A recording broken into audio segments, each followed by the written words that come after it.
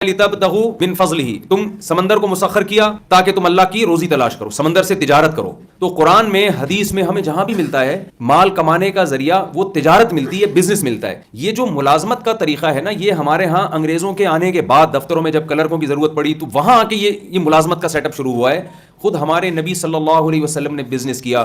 हजरत खदीजा रजी अल्लाह ताला अन्हु से जो आपने निकाह किया, उसकी वजह से अल्लाह ने आपके बिजनेस को प्रमोट किया और इस फजीलत को कुरान ने बयान भी किया है।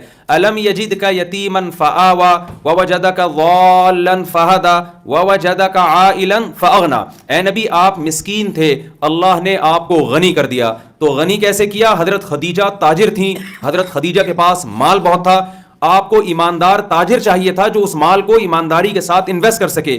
इसी उम्मीद पे हजरत खदीजा रजी अल्लाह ताला अन्हा ने हमारे नबी के पैगाम निकाह को कबूल किया और अल्लाह ने इस बिजनेस के जरिए आपके कारोबार में बरकत अता फरमाई।